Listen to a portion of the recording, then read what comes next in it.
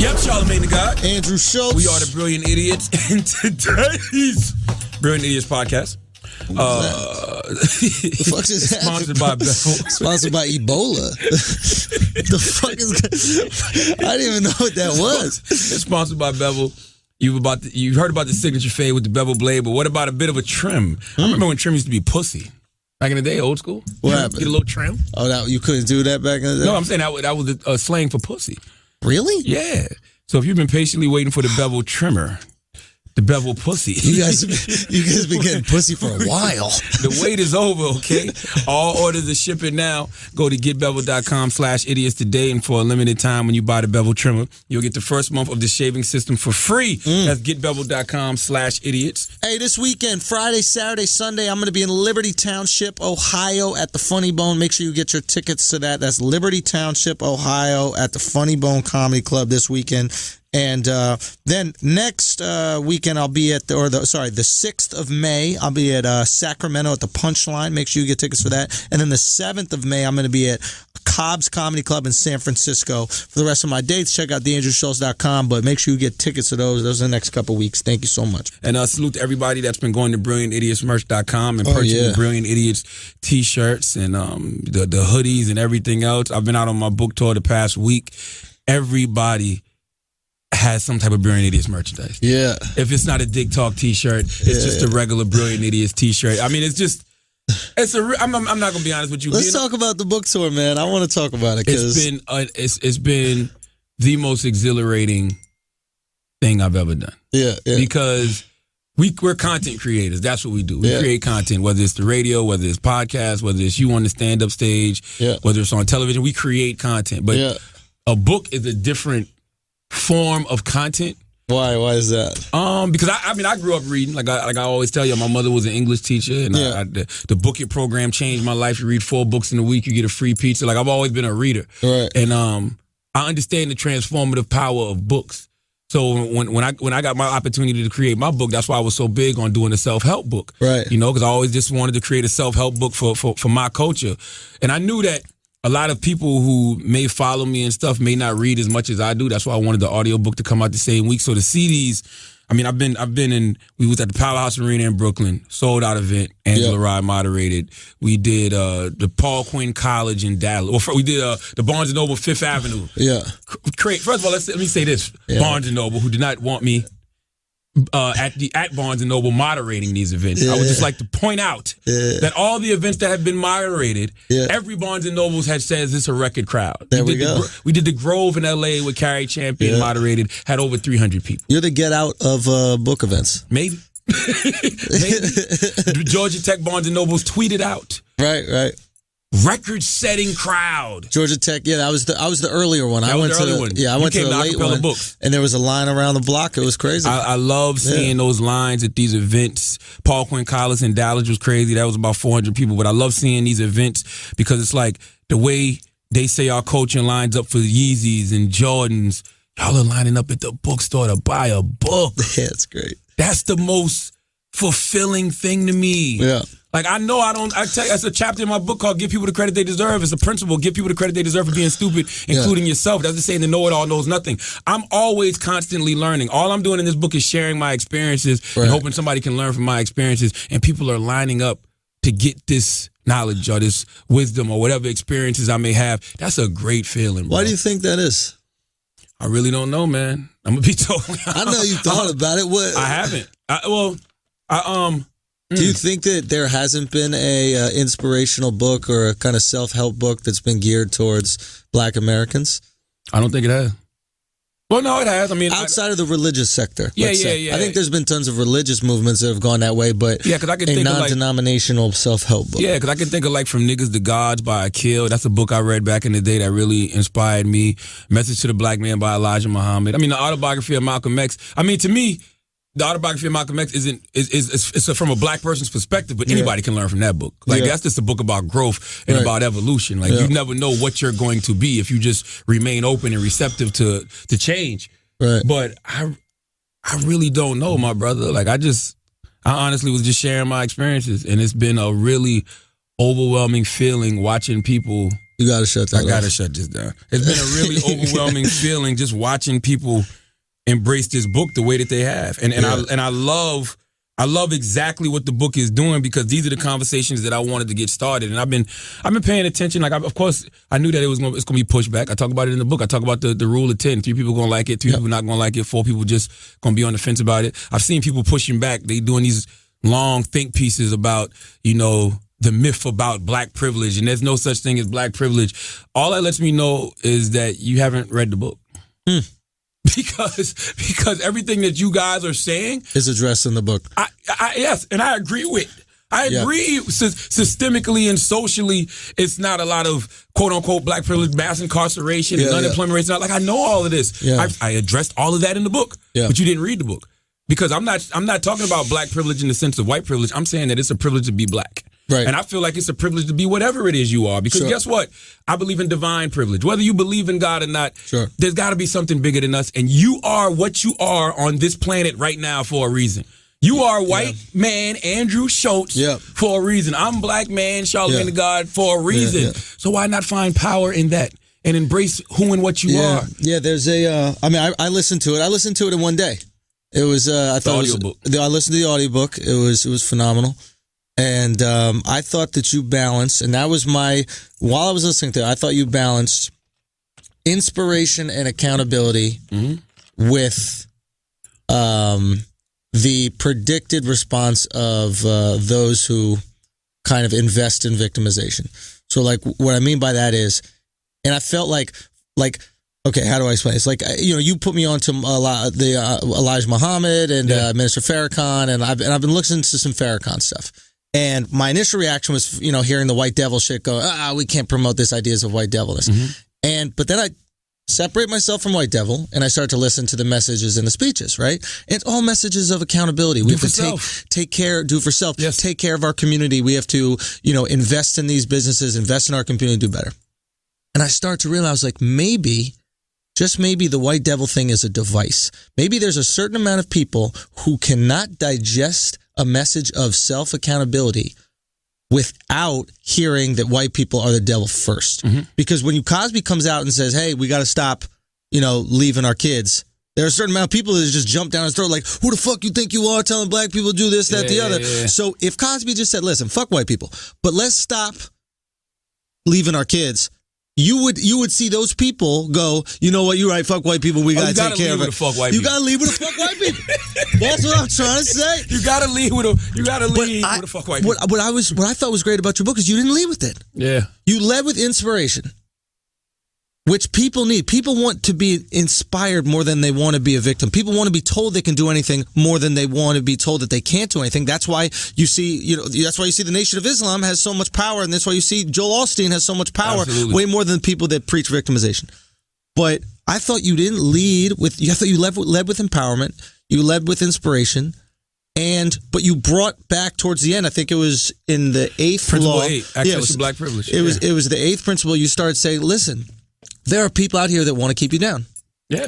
They will want to keep you down. There are oppressors out here. There are oppressors out here. And you even address the white people listening to the book. You're like, listen, it's very simple to just talk to someone and say, listen, I'm not one of those motherfuckers. And what you should do sometimes. Hey. Listen, there's nothing wrong with that. And vice versa. Listen, man, you got to fully be aware of who you are on this planet. If I get on the elevator, right? Say me and Wax get on the elevator and it's a white woman on there by herself. Right.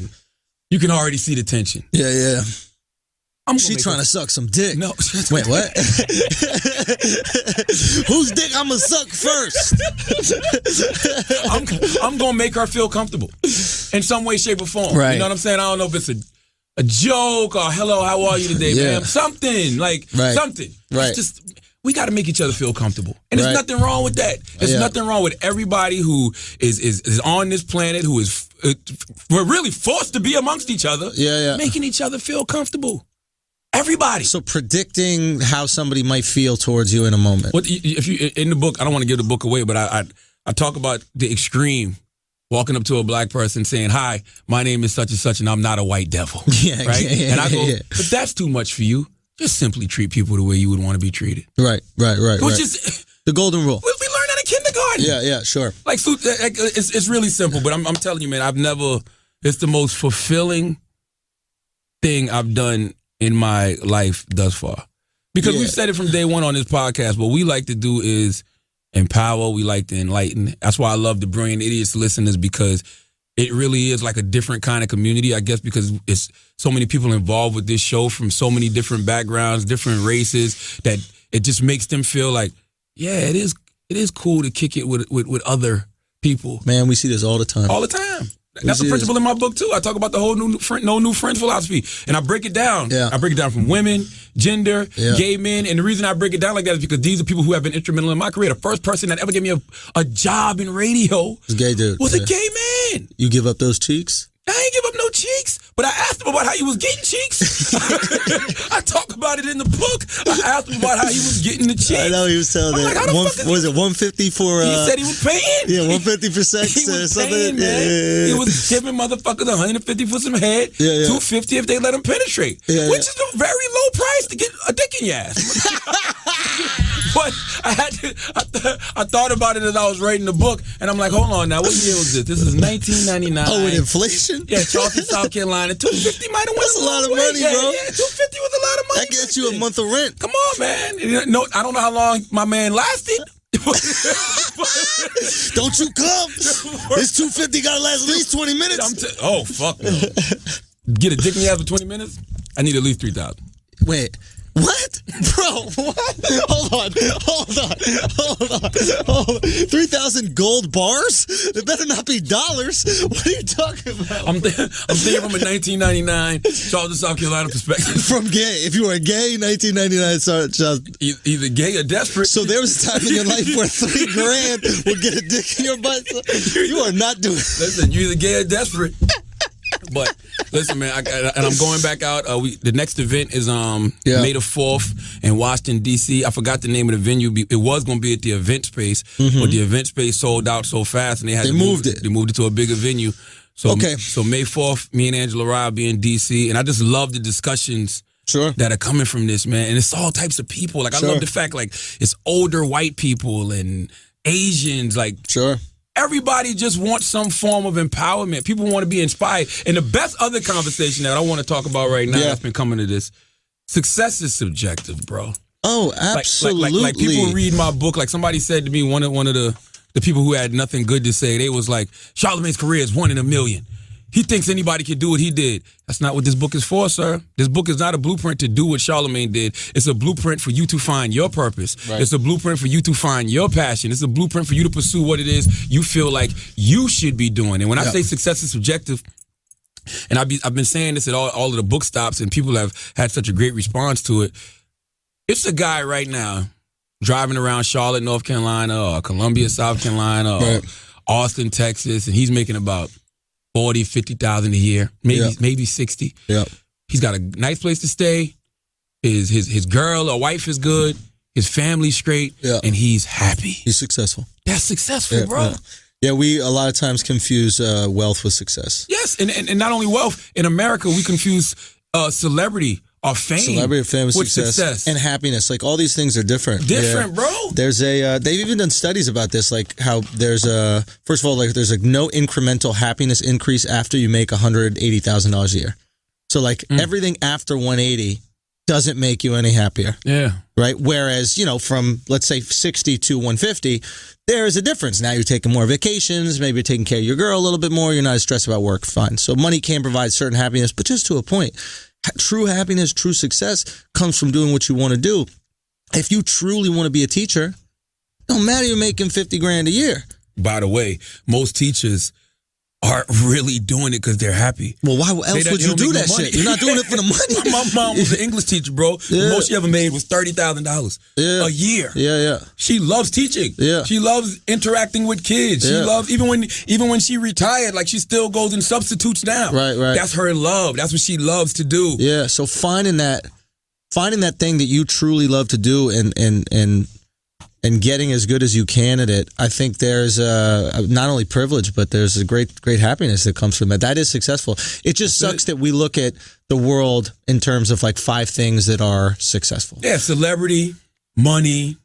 Really those 2 to me. Athlete.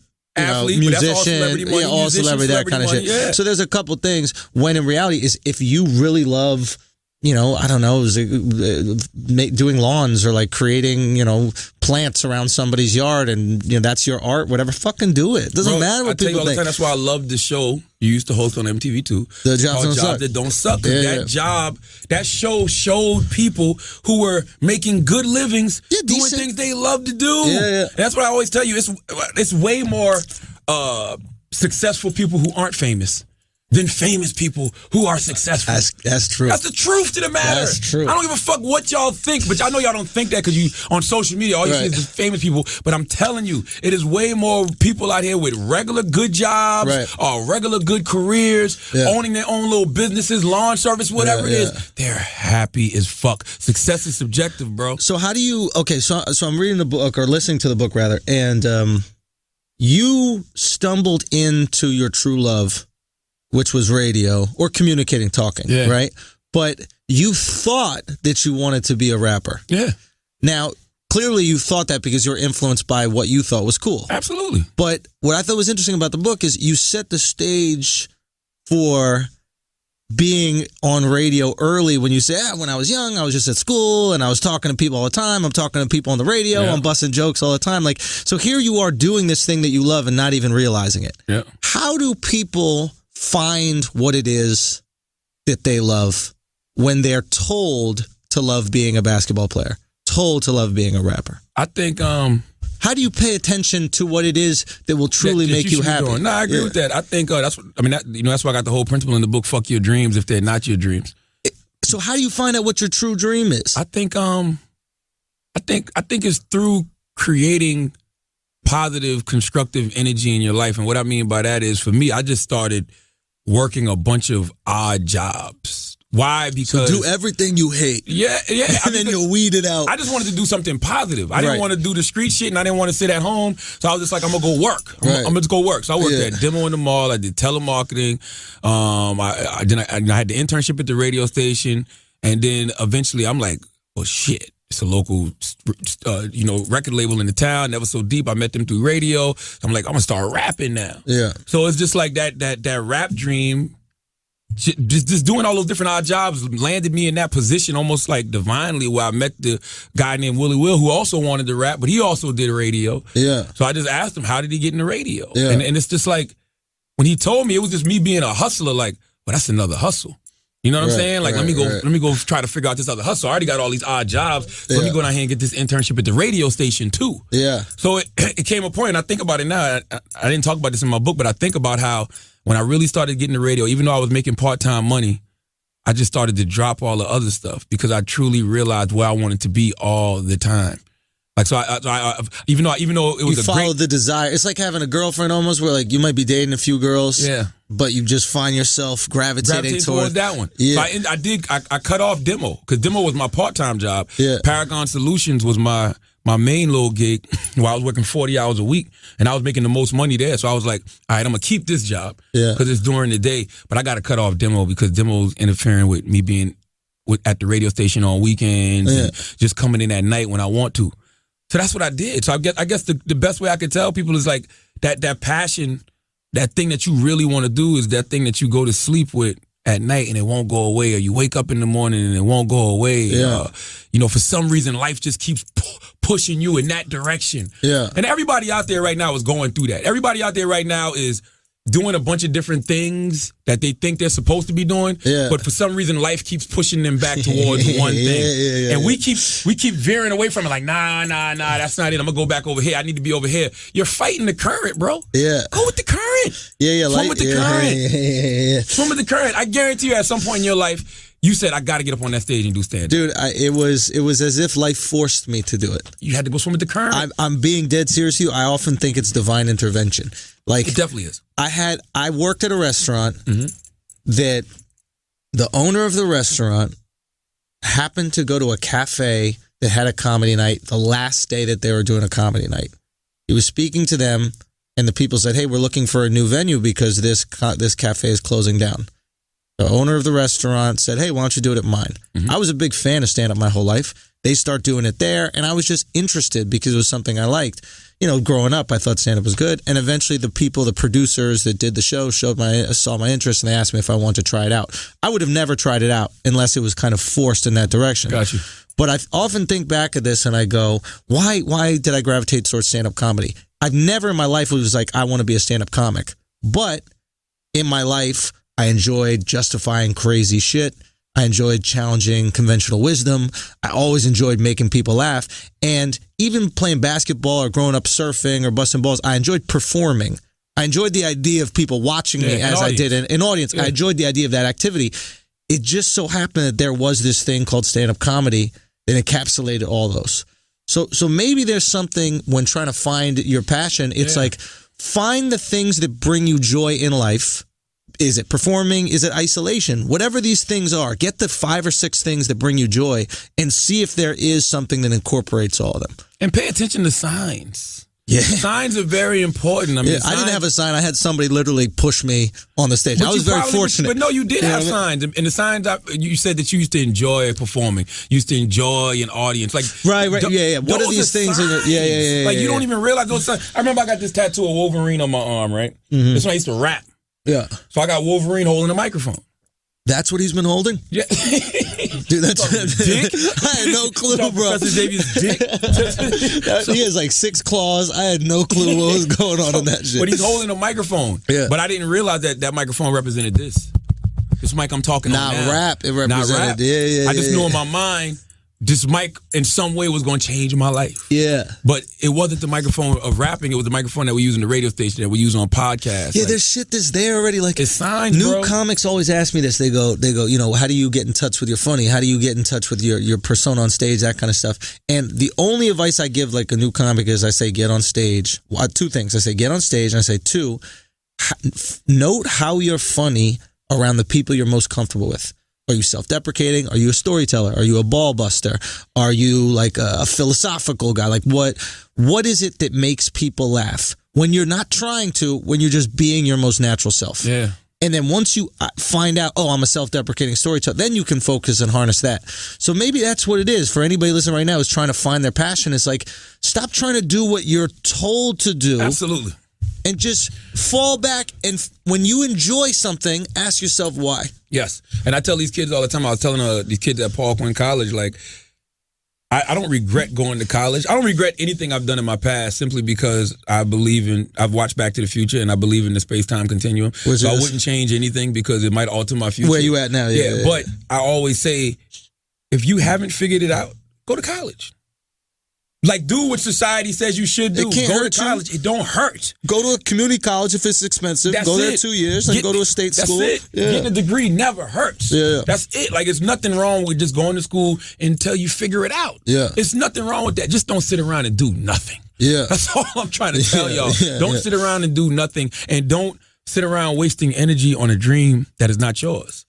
You know what you did in the book that I think it seems like we're doing a promo for the book. That was not my intention to come into the show and talk about, but it's been something I've been ruminating over the last few days. What I liked what you did is instead of having principles and no application, often you told stories that weren't about necessarily your life. Mm-hmm. Like you would give examples, Sage, who worked over here. Yeah. And you'd give examples of these people's, and the other kid, I forgot his name, but the guy who was annoying, Mac, and always trying to pan out his card to people. Oh no, that was another dude. I didn't say his name in the book, but yeah, I didn't tell him. Yeah, so it's like you gave examples of qualities and values that work and got people places. Absolutely. And examples of qualities and values that don't work and actually ended up hindering people. Absolutely. Right? So I think that's important with self-help because a lot of times we see the quote on Instagram and it's like, do this, be inspired today, this, that, the other. Okay, that's fine.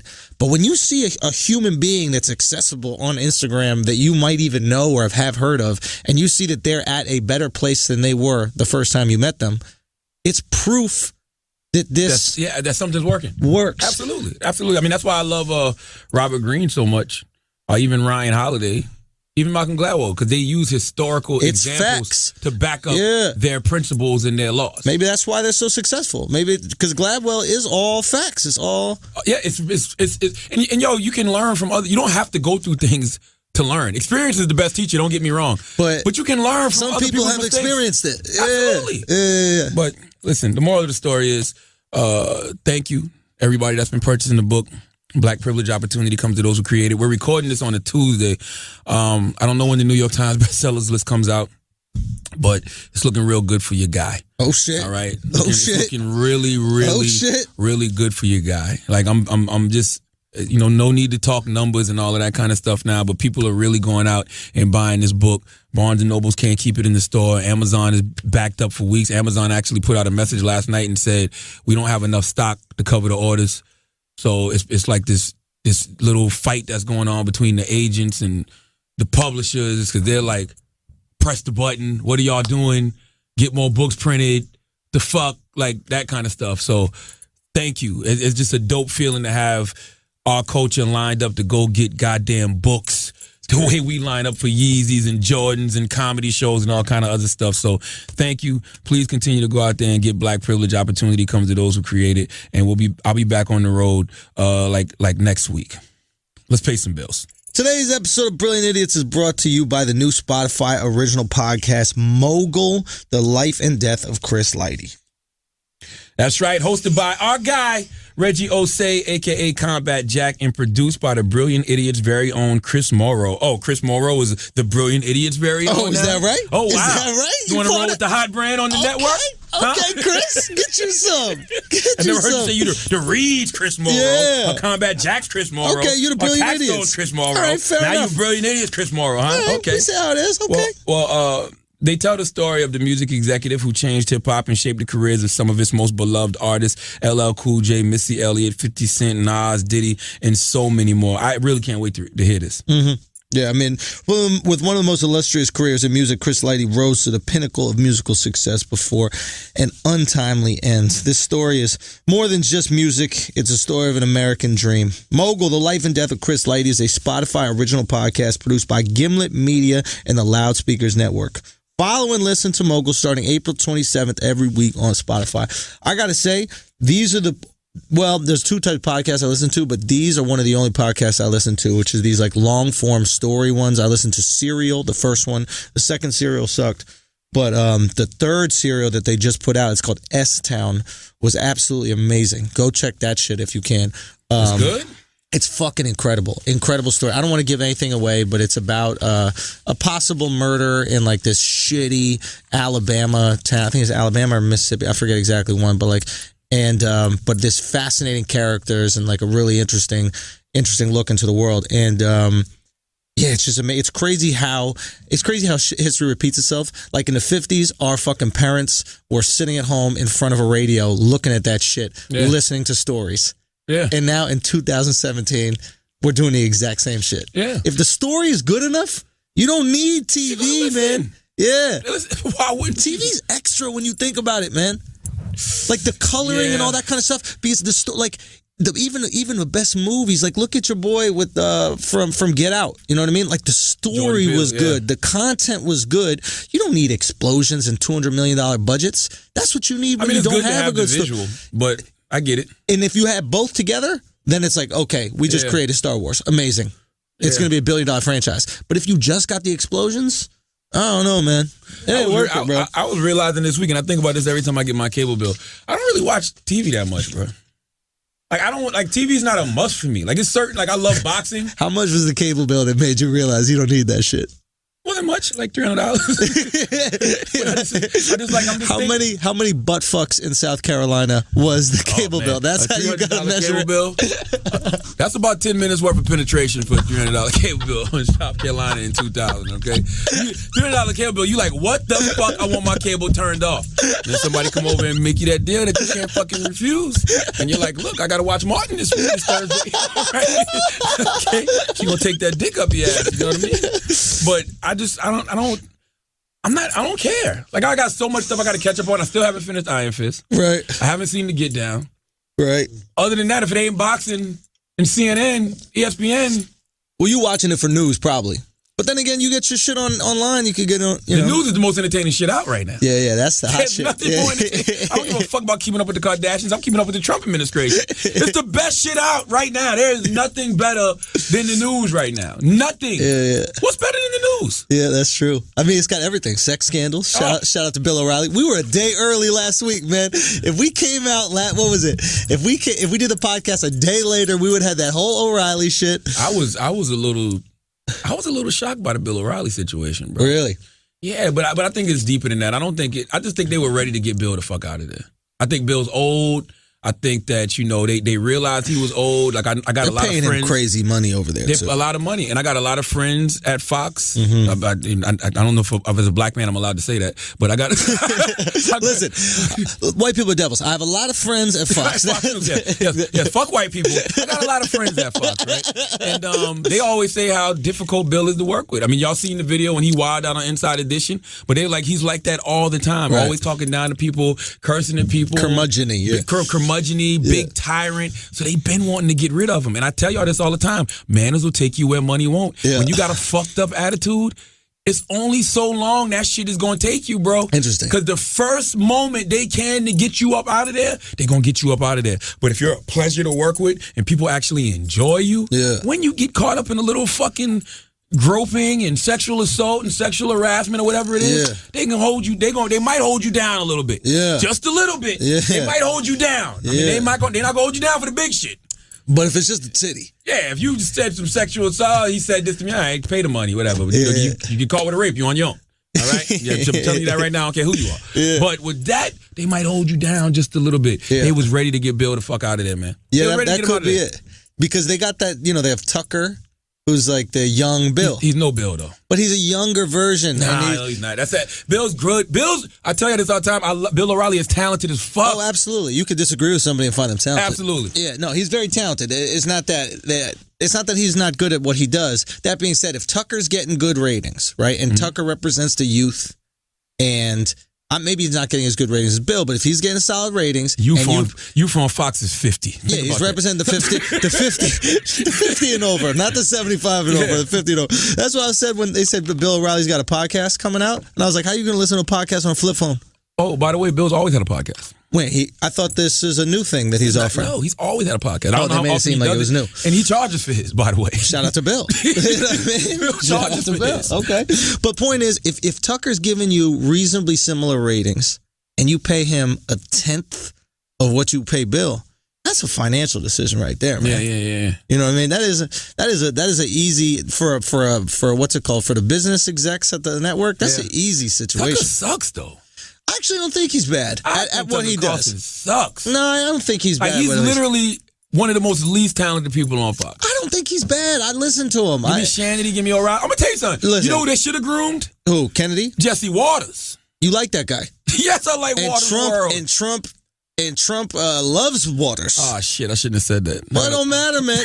You could look. I'm fucking with you. I don't give a fuck. Listen, there you. I thought that's what was happening at Fox. To be honest with you, I thought they were getting everybody out who don't fuck with Trump. Really? At Fox? I thought they loved. Oh, that doesn't fuck with Trump. Got you. Megyn Kelly. Okay, you could walk. Yeah. O'Reilly has said critical shit of Trump. He's also defended certain things, but he's been critical. Okay, you could walk. Like, they got to have that conservative fan base, right? And if they're putting out television that is anti-Trump, but their people that watch are pro-Trump, where are those people going to go? They're going to go to Breitbart. Those people are going to go to all these other conservative news outlets that are on the internet and not on TV. So it could have been a business move. You think it's a thing where, Fox has always had a heavy conservative viewing. So you think it's one of those things where they're like, look, we got to embrace this alt-right shit. Oh, it's a wrap. Absolutely. Yeah. That's basically what it was. Or maybe not embrace the alt-right shit, but maybe just embrace the Trump right. I don't even know what the Trump right's different than the alt-right is different than regular conservatives. It's too many conservatives, man. The thing about Fox that's interesting to me is I don't know why they still front. And what I mean by that is they act like we don't live in the world we live in. What you mean? Like, they don't even show the confusion of the conservative party, really. Like, show it. Show the infighting. Show how they're in influx. Show how a lot of them don't agree with Trump. Like, show it all. Yeah. Like, you don't have to be one-sided. Like, you don't have to be part of that 28% who's going to be conservative or Republican regardless. Like, really be the no-spin zone. Let the whole network really be the no-spin zone, which they're not. Because they bring on the Tommy Lawrence. They bring on those people. I haven't seen Tommy since she lost her job. She hasn't been on Fox since it's been slow. Off the Blaze. Yeah, it's been slow. She just got her Facebook back though. Wait, it was gone? The Blaze owned it. They owned her personal Facebook. The dumbest shit in the world. They owned her personal Facebook page. Come on, Tommy. Which totally... That's your whole career. It blew my argument. That's because that was my whole argument when I got in trouble, when I posted the thing about women of color need the platform. She had that infrastructure through Facebook. Fuck them. Nobody watches the goddamn Blaze. All right? It's true. She took those little clips, put them on her Facebook. Boom. Yeah. But this weekend, I saw her... It's kind of sad, actually. She's posting from like her bathroom and like living rooms in her house, and she's doing her final thoughts segment. You hear the echoes and all that. From her house? You can go to her phone. Like I don't know. It's not the studio. You know, she was doing it at the studio. Yeah. Now she's just doing it like somewhere. Okay. But yeah, she's still getting them views. Really? Yes. Still getting them views. Them videos that she put out this weekend, like 400,000, 500,000 views. So if she got her audience, she's writing her own things? I really don't know. So that's the other thing. I didn't know. We're going to find out. We're going to find out how smart she is. Yeah, because a lot of people said she was just a mouthpiece. I didn't listen to the content, so I really don't know. I saw the videos, and I was just really thinking numbers. Yeah, just seeing what she was still doing just in her living room, in her bathroom. Yeah. She still was putting up numbers. I didn't even listen to what the hell she was actually talking about. We need to figure out how to get around this sexual harassment, sexual assault stuff. I was Chris Rock was at the Cellar last night, and I was talking to Rock about it, and I know how to get around it. Okay, go. And I'll tell you what he thinks. Just fucking get married. Getting married. That ain't help Bill. That ain't help Cosby. Husband. You got to be faithful. They were faithful. Yeah, you got to be faithful. Yeah. Be faithful. Okay, so I was talking to some old Hollywood guys, right? And we're at the... like old Hollywood cats. I'm talking about like... You gonna suck this dick to get this role. Hey, man or woman. There we go. It don't matter. I need my dick sucked, okay? So you better trim that mustache. Can't get spell this Illuminati without man, goddammit. All right? That's the way it goes, all right? I said I want to get my dick sucked by a man or a woman. You can't spell Illuminati without man, okay? So, and they were basically saying to me, there was a time in Hollywood where... there was something weird about you if you didn't fuck your secretary. Like, you were the weird guy. Like, the secretary would try to fuck you. The secretaries would ask to fuck you. If you weren't fucking them, they would say, please, can we just fuck? I know you got a wife and that kind of stuff, but I just want you to fuck me. And we're sitting at the Cellar kind of talking about this shit. And Cypher sounds, shout out to Cypher. Cypher was like, you got to understand, there was a time where women got a job to find their husband. Women weren't getting jobs for careers back in the day, right? They got a job to find the man they were going to be with. Right? Not to mention, most people meet their mate at their job. You're spending 40 hours a week there, right? Yeah. So when you look at a guy like, Cosby, you look at a guy like O'Reilly, I'm not trying to justify what these people have done, but they're coming from a time in Hollywood and a time in entertainment where your secretary just sucks your dick. Yeah, and bigger than that, they're coming from a time in Hollywood where power really mattered. It wasn't this shit where you could say, fuck you, I'm going to start my own business. You were in power. You was in power. So if you want to get a dick stuck, you could just point one out the lineup. Bang. Bong. Seriously, that's what it was. Like a girl could come to you and be like, hey. I mean, that power is easy to manipulate. I talk about that in my book, though. Think about it like this. I talk about in the book how, when I first got a full-time job in radio. Yeah. First time I saw my name on the marquee, I lost it. And it was at this club called The Nightlife in Kent Street, South Carolina. Oh, yeah, you start to get all cocky. And when I pulled up, it's like people was treating me like, oh, shit. Like, I was like, whoa. I always been a little hood celebrity. I never felt that. Yeah. And this girl literally, one of my boys was like, yo, you gonna come back with us? And she was like, I'm gonna do whatever Charlemagne the God wants me to do. She fucked the team. Brother, when you hear that, I don't care what type of man you are. When you hear that in your head, oh man, it's beautiful. You're gonna test the limits of your power. You got the cape, bro. Go for a fly. I'm gonna do whatever Charlemagne the God tells you to do. Remember coming to America like, so you do whatever I tell you to do. Bark like a dog. All right? Jump on one foot. Like, you're going to test the limits of those powers. Think about it, I was just a local radio jock in Charleston, South Carolina. Imagine you motherfucking Bill O'Reilly or Bill man. Cosby. Come on, man. You're going to test the limits of those powers. It's not right, but that's the reality of life. And what is right? When you're surrounded by a group of people that are doing the exact same thing as you, right becomes clouded, right? You look at some gang members who every single day are drinking, smoking, and then going out and possibly trying to shoot people just because they're wearing a different color. That becomes right to you. It's normalized. You're normalizing the bullshit. Exactly. So to these guys, maybe making a comment to a hot chick in the office was normalized. Bro, Donald Trump said verbatim, I don't think Bill did anything wrong. Yo, of course you did. You 72. You been getting your dick sucked as well. And he said it on the bus. Yeah. Donald Trump told y'all exactly what we're telling you now on that bus. Yeah. He said, it's so easy when you're a celebrity. You can just walk up to him and grab him by the pussy and they let you. Think about it. Not only is Donald Trump filthy rich, celebrity, white male. Yeah. He's got every authority complex, every reason to feel elitist, everything. And he's got girls satisfying it. We act like these motherfuckers are getting rejected. Yeah. We act like every person they sexually harass ain't gonna do something. There are girls that are willing to let him grab the pussy. Now listen, Donald Trump, Bill O'Reilly, Bill Cosby, all of those guys are absolutely positively wrong. But not only did they normalize the behavior, it's women who allow them to do that who make them feel like they're not doing anything wrong. And that's why when a girl steps up, or a woman steps up and says, he did this to me, this is wrong, they're looking at her like, she's crazy. I've done this to 1,000 other girls. Yeah, you're an outlier. Yeah. You know what I'm saying? Fuck's wrong with you, bitch? Hey, I'm just out here grabbing pussies. That's what I do. You're an outlier. You ain't even put in your 10,000 hours. You forgot who I am. You ain't even put in your 10,000 bitch, hours. I'm Goliath. You know what I'm saying? No, seriously. Gary Vee talks about how David should never beat Goliath.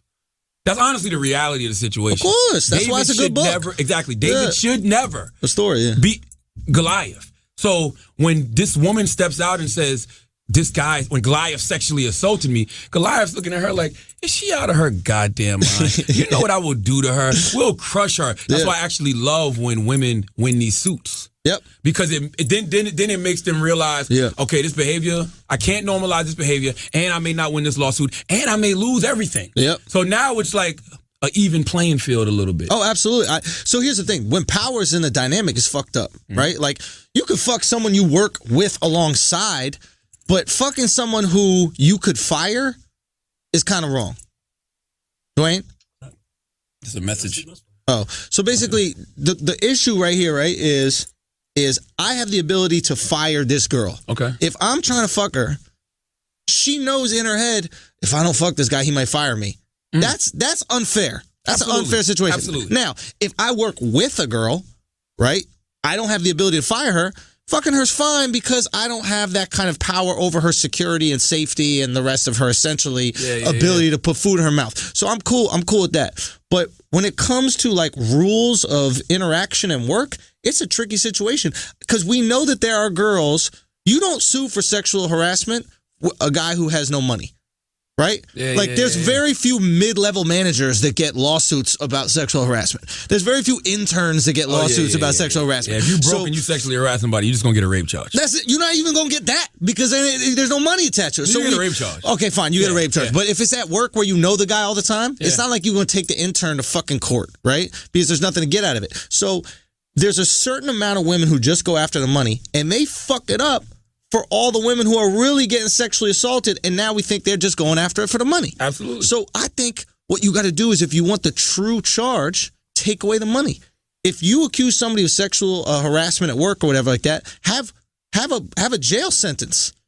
Don't let a motherfucker pay you $2 million and then you shut up. You don't get zero money. No, you're have right. that person go to jail and you cut out all the gold diggers and you get these people who are sexual harassers prosecuted. You're absolutely right. And that's exactly what happened with Bill O'Reilly because Fox News settled, $13 million in lawsuits? The reason that Bill O'Reilly has been able to last this long is because once you pay a girl off and she signs that NDA, she can't say about shit. It. Yeah. It's the woman that didn't take the money who got Bill fucked up. She didn't take that money, so she's just been out here hammering. No, he's fucked up. I can't say I respect her more, but I kind of do. Because she's really about the cause. I do. Yeah, absolutely. She's really on some shit. What do you care about? Do you care about $2 million for you, or do you care about a man who is not going to sexually harass women anymore? It's like every time, women, you have a responsibility to protect each other as well. Like, we got a responsibility to protect you. But at the same time, if you know that there's a guy out there who is maybe, trying to rape you or sexually harassing you, right? you got to go to the police because he ain't going to do that just once. He's going to keep doing it. There's other girls out there, yo. Absolutely. But, it's the coach. It's a coach at Fox. I agree totally with that. But I feel like we all got a responsibility to protect each other because I think about it's got to be a coach at Fox News. I'm going to bring my cousin who used to work on the show Red Eye. How many girls did he sexually assault? Because and I asked him today, I was like, can you talk about this? And he's like, listen, most of the people that when I was there, like the old regime are out. O'Reilly, Ailes, these types of motherfuckers are out. So I was like, those are the biggest dogs. Roger Ailes ran the company. So if he was sexually assaulting girls, come on, what now. the hell you think O'Reilly doing? Hannity, Tucker. Does Tucker Carlson look like the type of person who could have got pussy in high school? He might have got pussy in college. He might have got some hell no. He get to Fox. He's like, yes, pretty blondes, every guy. Why do you think they only hire hot chicks at Fox? They do only hire hot chicks at Fox. Hot white chicks. That's what's it called? Ebony Williams. I don't know who that is. Oh my God, beautiful, that's brilliant so lawyer chick. The one black woman you hire at Fox is named Ebony. You got to keep it right. You know Ebony and Essence. If it's not an Ebony, it's an Essence. Jesus Christ! But O'Reilly's getting a $25 million payout. So my thing is, he's fun. Yeah. What do you're really not punishing him? Jail. If jail is what what Rock was saying yesterday when we were talking, he was basically like, and I hope he's not doing a joke about this because I don't want to fuck his joke up, but he was basically saying we got to treat the workplace like Muslims treat a mosque. He's like, we just got to separate men and women. We got to have name tags, and you're only allowed to call someone by their name tag. Like, it's just, you can't have men and women working together. Can't even shake the women's hands. No touch. Is there any sexual harassment in a mosque? No. You can't even. Because you got the bitches over there, dudes over here. Muslim women won't even shake your hand. And we'll tell you, look, I can't shake your hand. I'm like, oh, I'm sorry. Sister. Yeah, a little name tag right there on the burqa. I was on ESPN campus yesterday, and I had never been to ESPN's campus. I did the whole car wash run. So I did First Take and The Six and all that, all the podcasts and everything, and did Hannah Storm show, Miss Storm, and I was like, this is really a campus, it's really like a big college campus. Yeah. So I'm talking to my dude that's giving the tour, and I'm like, how incestuous is this place? Because they're in Bristol, Connecticut. They're isolated as fuck out there. AKA World Star Island. It's nothing in Bristol. I think it's like ESPN and a Target. Right? Yeah. So I'm like, they got to be fucking each other 100 miles per hour. What'd they say? He said to me, the beauty about this place is you could be working here and not see a person for 2 years. Like literally, you could be dating somebody and only see them outside of ESPN. Why is that? Because it's just so big. Oh, okay. It's so big. It's so many. He goes, you see that building right there? I haven't been to that building in a year and a half. It's like Staten Island. No, literally. He's like, that building right there in the middle of campus, I haven't been there in a year and a half. He said, I could be in a bar, meet somebody, we're eating, kicking it. Yeah. Like, where you work at? ESPN? Really? Me too. Yada. And we fuck outside and don't even see each other at work. But he was basically saying all that to say that it doesn't mix in the workplace. Like business and pleasure doesn't mix in the workplace. It's like New York City. It's like New York City is this tiny little place. It's like 5 square miles or some shit. We're all right next to each other. And you fuck a girl in Staten Island, you'll never see her ever again. Yeah. You know what I mean? You fuck a girl from the Bronx, you'll never bump into that girl in the street ever again. So she's a mile away. So it's something to the separation thing is what I'm basically It works. It works. I mean, we act like it's regressive because I think we attach everything to like the Middle East as regressive for some real reason. But there are things that they get right, obviously. Yeah. I'll be honest, I was looking into, Islam. There's a lot of things like witnesses. Oh, you a Muslim now? I'm looking at, listen, I look into all the religions, bro. I look into all of them, I'm just saying they got some points, bro. It'll be so funny if you turn into a Muslim. Assalamu alaikum, my brother. Assalamu alaikum, my brother. Assalamu Andy. Assalamu Andy, son. Assalamu Andy. It'll be so, from all right to Assalamu. That shit would be so funny, bro. That'd be the greatest heel turn since Hogan became NWO. Hogan went from the white and red to the black and white. If goddamn Andrew Schultz becomes Assalamu Andy, that'd be so funny. They got some good point. Like, in Islam, you need witnesses for everything. Oh my God. You ever notice that shit? Like, if you look at the rules, you need witnesses. Like, if somebody cheats, like if your girl cheats, I guess the punishment for cheating is stoning. Fucked up. We got to get rid of that, right? But like, in order for it to be proved as cheating, I think you need 3 witnesses. If you have sex with a girl to make this relationship, I think you need 2 witnesses. There's witnesses for everything. Ain't no sexual assault claims or alleged this out there when you need witnesses for all the interactions. It's a fool. Look, Obviously, you can get around these things. Yeah. I know there's a billion people tweeting me right now. Well, there's all these problems. Yes, that the other. I understand. But it's nice to know that you can't just make a claim, because if you follow these rules where you need to have somebody visible there that can prove to you that what happened was consensual and what happened wasn't wrong, boom, it makes sense. Yeah, but what if they all team up to go against the woman, though?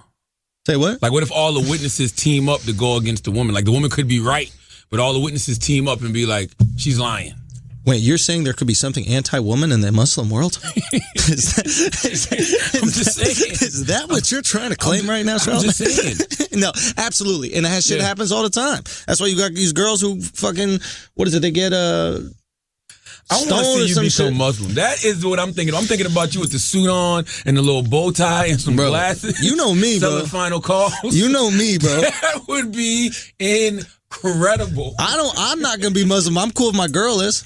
I don't want her all out in these fucking Western clothes. I want a nice little bird. Once I love you. 3/4 of cloth, baby. Bang, get it. What's 3/4 of cloth, summertime, sweat. It's okay. You lose weight. You're going to figure it out. Let's pay some bills. Now, this week's episode is also brought to you by Blue Apron. Blue Apron's mission is to make incredible home cooking accessible to everyone. They're developing a more sustainable food system by setting the highest standard for their ingredients. Blue Apron has established partnerships with over 150 local farms, fisheries, and ranches across the United States. And because Blue Apron ships the exact amount of each ingredient required for a recipe, they are reducing food waste. Blue Apron's aim isn't just to prepare food safely and efficiently, but to also encourage everyday people to cook more. Those who spend a lot eating out, like myself, or at high-end grocery chains can now spend under $10 per person for a healthy and delicious meal with Blue Apron. Blue Apron continues to provide the fantastic new meals every month, and this January you can enjoy spinach and French mozzarella pizza with olives, bell peppers and ricotta salata, sweet and sour salmon with bok choy, carrot and ginger fried rice, Parmesan crusted chicken with creamy fettuccine and roasted broccoli, baby broccoli and fontina paninis with hard-boiled egg and arugula salad. Shout out to Dirty Dan, who says the picture of Schultz, Charlamagne the God, and C. Diddy on my Instagram, and wrote, "Yo, Chris, can't wait to get home and make some Blue Apron." It's true. He reports that night he had some leftover seared salmon and roasted potato salad when he got home. That was a waste of copy to read, but well done, Chris, for putting that shit in here. To see this week's menu and get your first 3 meals for free with free shipping, go to blueapron.com/idiots. You'll love how good it feels and tastes to create incredible home-cooked meals with Blue Apron. Remember, just go to blueapron.com/idiots. Blue Apron, a better way to cook. Hey, when I was out and about doing the book tour, mad people was asking me, we got to bring back Ask an Idiot. All right, let's do it. I sent out a tweet. Okay. Let me see. Man, I'm serious about this. I want to start a forum, man. We got to find the best. Yeah, but here's the thing about Reddit. Dwayne just said Reddit, if you guys couldn't hear.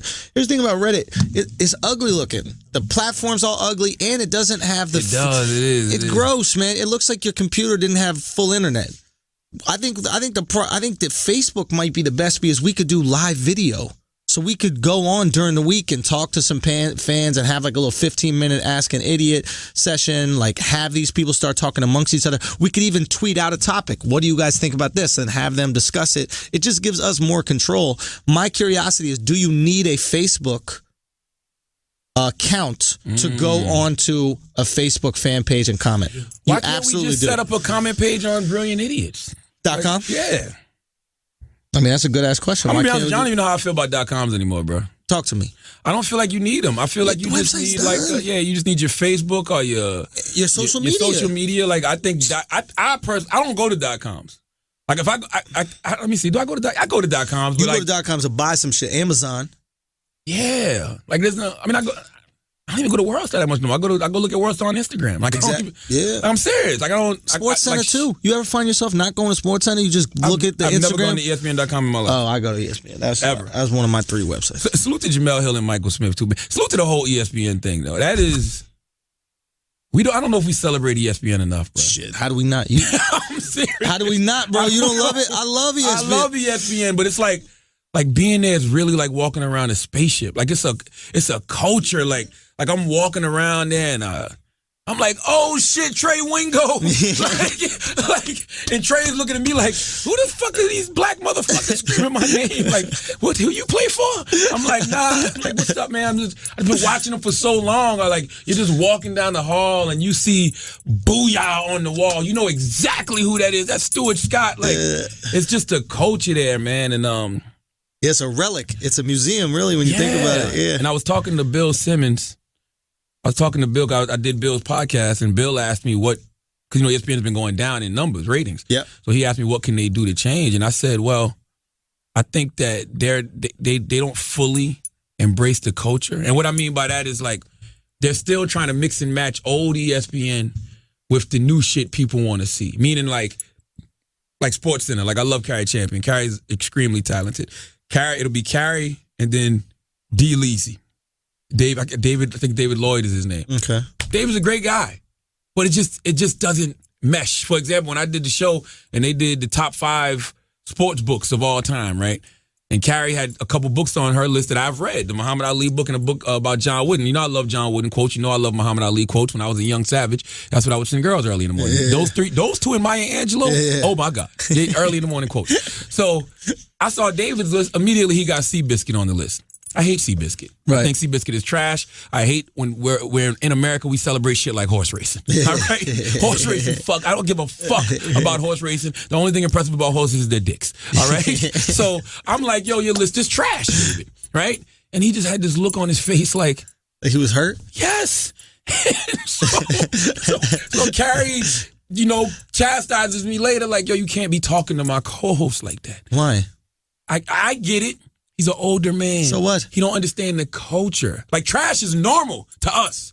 If I'm like, oh, show stats trash, you wouldn't take that. He's in a sports background around athletes that ball bust all the time. It's a boys club over at ESPN. He should know how to take a joke. I'm sorry. When he hears me say trash, he's literally thinking garbage, trash day. The garbage man hasn't come. My shit is still out in front of my house. It's fucking up the neighborhood. It's looking tacky. Like I know that's what he thought in his mind. So when I saw him yesterday. I was like, look, man, I didn't mean anything by it. That's just how we talk in our culture. I just don't like Seabiscuit. I'm sorry. I think Seabiscuit is terrible. Yada yada yada. But I just think they do too much mixing and matching. That's why I love the 6.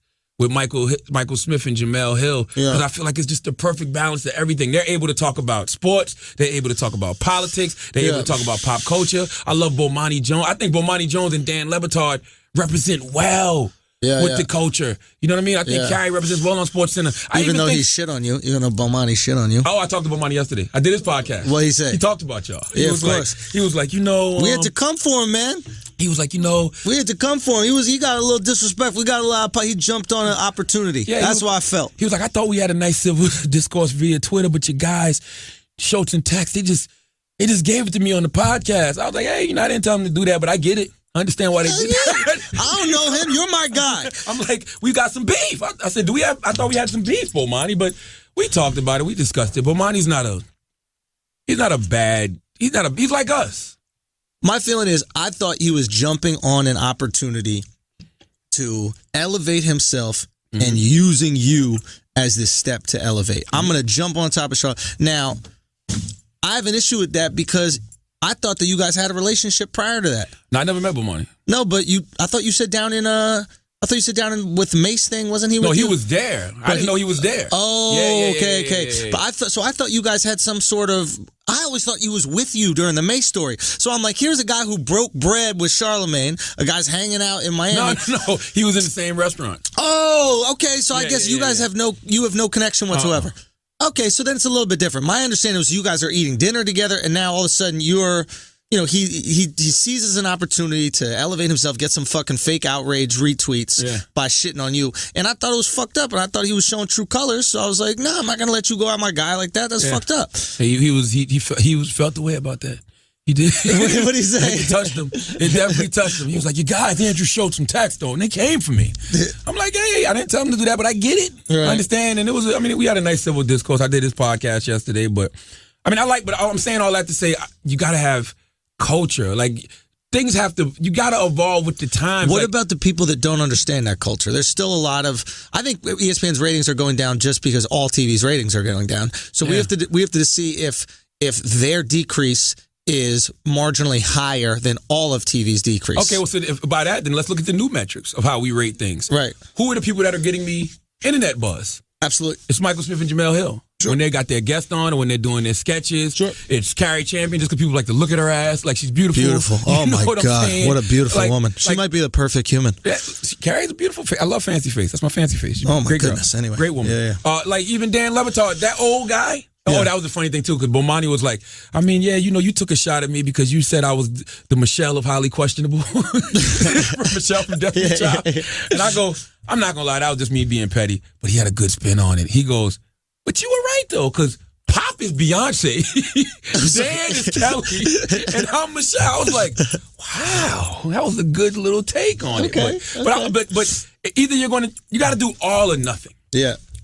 It's not good to mix and match because the worlds collide. Like commit. Now, I love when you have contrast because if you got the older people, you need that experience. Or hey, I saw Oscar Robertson play. You know what I'm saying? Like it's dope when they do that. If you're telling me that Russell Westbrook broke Oscar Robertson's record, bring Oscar Robertson on. Like I like that kind of stuff, but it still has to be like a balance because what tends to happen is the younger generation shows too much respect. Not you can never show too much respect, but shows too much respect to the elders to where they become one of them. Like they play into the older role instead of just being yourself. You know what I'm saying? Yeah. If you was just strictly being yourself and then letting the older guy on the show be the older guy, then it's a good mashup. But when you're just leaning towards them, it comes off as like inauthentic.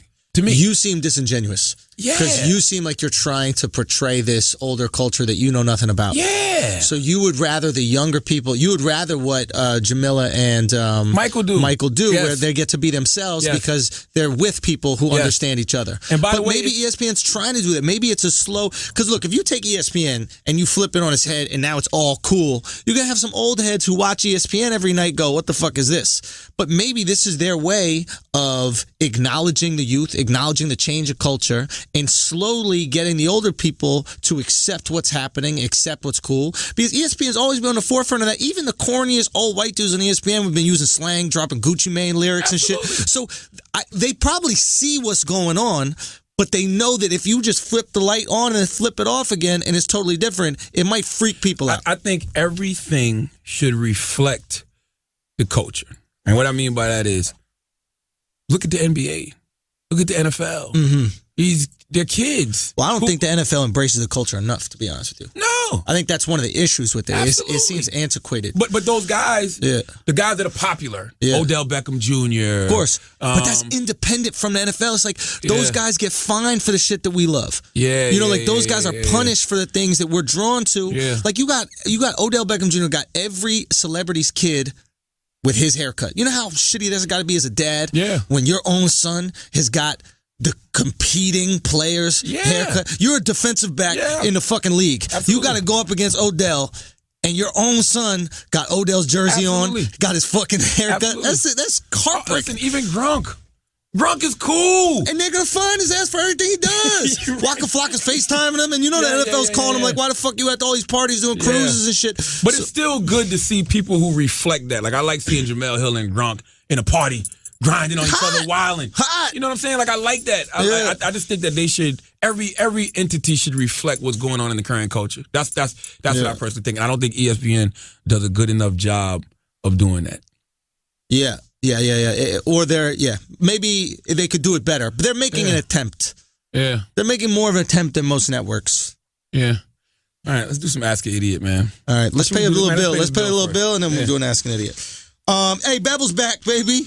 Bevel's back, that's right. Support for today's podcast comes from Bevel, the first and only shaving system designed for coarse, curly hair and sensitive skin. For months, you've seen people talking about the award-winning Bevel trimmer, and now you can hold one for yourself, Charlamagne. Did you know that? Yes, no more waiting lists. All orders are shipping now. The Bevel trimmer features 4+ hours of cordless power, 0 gap adjustment in seconds, an easy-to-clean blade designed to repel dirt, oil, and other buildup that can lead to irritation, and a soft-touch grip with 360-degree non-slip handling. For a limited time, with every trimmer purchase, get the first month of Bevel Shave System free.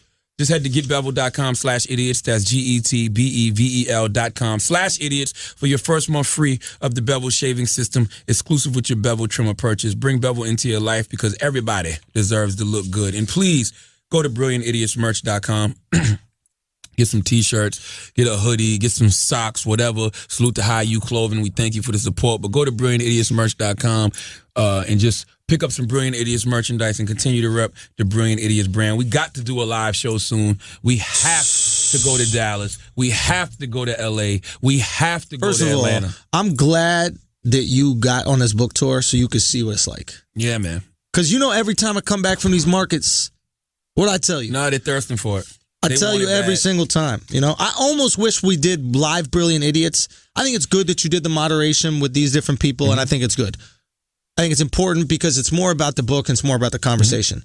Selfishly, I wish we did the moderated events / Brilliant Idiots show where we could have talked about the book. We could have went to all these different markets. You get all the Brilliant Idiots fans, and you break all these maybe Breakfast Club fans and people who know you from these different things. So you get to see what we do. We would dedicate a section just to the book and also me personally, that would have been the most fun. But I understand. If we did Atlanta this weekend, we could have did 1,000-seater. Easily. And then I wouldn't be performing in a diner. Did that bring you back to your start when you was a waiter? Fan. That shit was show bring you back to when you was a waiter? First of all, the Punchline is an institution in Atlanta. It should have been there for 35 years. They just changed the location and they put it in. They put it next to, we're in a diner, but they divide it into 2 different spaces. Okay. But from the outside, there's a sign on the street that says Landmark Diner, and below my name was on it like one of the fucking specials that they're serving, right? Andrew Schultz is on the menu. Am I off? Either you eating or you on the menu. There was a girl on the Sunday show eating pancakes in the front row. What? With a fruit cup. Get the fuck and out of here. And a bottle of syrup. Stop it. I swear on my life. I was like, is it over for me? What's happening? You went to Atlanta to perform at Waffle House? This motherfucker went all the way to Atlanta to perform at IHOP. What's wrong with you in your career, bro? You know how good it was for me to listen to your book on that Thursday and about embracing the situation so nobody can use it against you? Yeah. The first 10 minutes of every show, I'm up there like, listen, it's over for me. Jokes. It's over. I'm performing at a fucking diner right now. Exactly. And what is wrong with y'all that y'all are here? Like, do y'all like me that much? That touched my soul, man. It touched my soul when I saw people out there just supporting me, ordering milkshakes and shit. I never seen anybody order motherfucking milkshake. The audience, like, look, man, I'm gonna keep working hard because next time I do a show here, it's gonna be in a real comedy house. I'm gonna do this for y'all. No, not a real comedy house. Maybe just a nicer restaurant. Let's just build myself up slowly. Let's not get crazy. Go to Papa Do's or something. Next time you'll be performing in fucking Papa Do's in Atlanta, man. That is fucking crazy. All right, let's do some Ask Eddie. They got some questions? All right, the Green Room 3 says, what advice can you give us getting recognized in an oversaturated podcast market? Been getting that question a lot. Definitely when I've just been out and about. And I will say this, I'll tell everybody what I look for in a podcast. I either want to be entertained or I want to be educated. Okay. What's your niche? That's it. Like, are you going to entertain me or am I going to learn something from you in some way, shape, or form? Gotcha. I love to read Kid Fury and Crystal because they're entertaining. And they're informative as well, so you educate a little bit.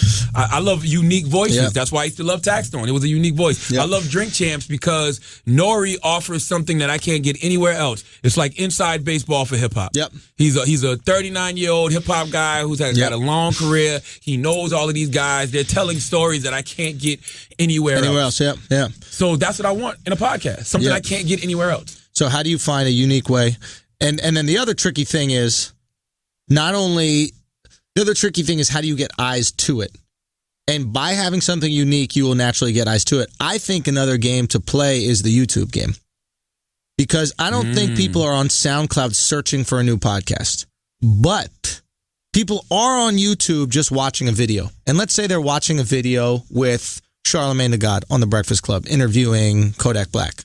And then the next thing that comes up is Charlamagne the God says, Kodak Black, ain't shit on the Brilliant Idiots. Now you're watching a clip of the Brilliant Idiots on YouTube.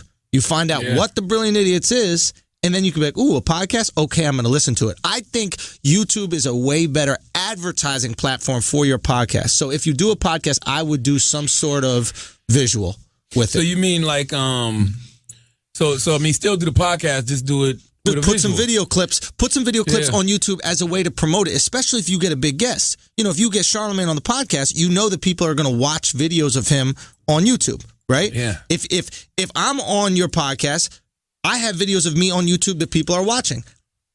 That video of me on your podcast or Charlamagne could pop up on that person's YouTube feed. Now they're a fan of your podcast. So find ways to promote it and use other platforms besides just, a SoundCloud or whatever you put it up. All right, here's another one.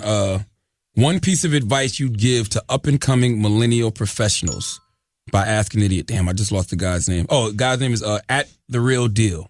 One piece of advice you'd give to up-and-coming millennial professionals. I would tell you to go buy my book, Black Privilege. Opportunity comes to those who create it. It's 8 principles that I learned in my life that I want to share with the people. But the reason I would tell you to go buy that book is because that subtitle, Opportunity Comes to Those Who Create It, is the perfect affirmation or inspiration that these millennials need, because you guys have tools that we didn't have. Right.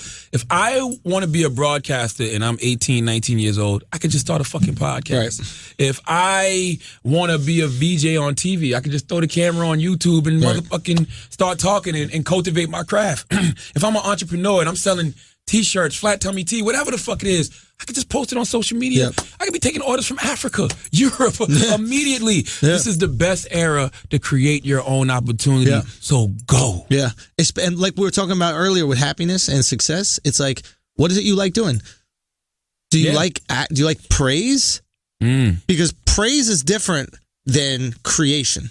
If you just want praise, then maybe the podcast isn't for you. But if you really like talking shit with your friends and creating these cool conversations and putting them out there, and if people listen, then they listen. If not, then a podcast is for you. So decide what you want. If you just want pats on the back, then maybe you should go somewhere else to get pats on the back. Man. I think if you approach anything saying you want praise or you want a pat on the back, I don't think that you're really a content creator, bro. No. Because when you're a content creator and you create art, you're just creating art because it's in you and you want to do it and you put it out to the world and you know people are going to have opinions about it. Sure. Good, bad, or indifferent. Like me, when I put out content, I really just want to make people think in some way, shape, or form. Yep. Sometimes I just want people to be entertained. I want people to be enlightened. Like the guy we had last week, what was his name? Michael Malice. Michael Malice. Great. Yeah. Hilarious.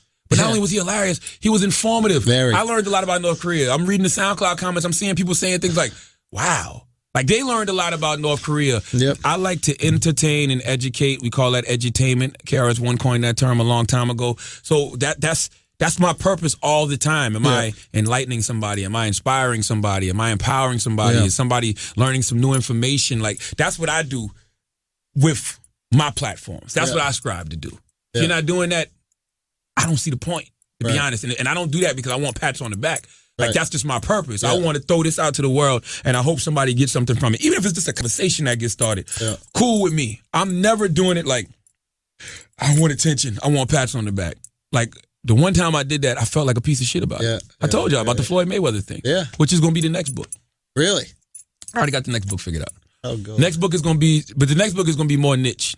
Okay. Because I'm doing it strictly for the mass communication majors, strictly for the people who want to be broadcasters, radio, podcast, whatever. I'm doing a book strictly for them. For communication. So it's going to be about interviews and, preparation that I go. Like, it's going to be very, very, very niche. Like, this book is a little bit more broad. Right. Because of all the principles that I've learned in my life that anybody can apply to their life. But the next book is going to be very niche, strictly to the mass communication majors. Right. And that's my advice for them. Like, do things with a purpose. Yeah. Like, don't do things for pats on the back. Yeah. Don't do things for attention. Don't do things for likes. You'll get pats on the back. Of course you will. And you'll get people shitting on you. But that shouldn't be the inspiration. That's how you know you're a great content creator. Yeah, you just want to create the content. Let me see what else we got here. Like, all these famous artists, they died before they could feel their fame.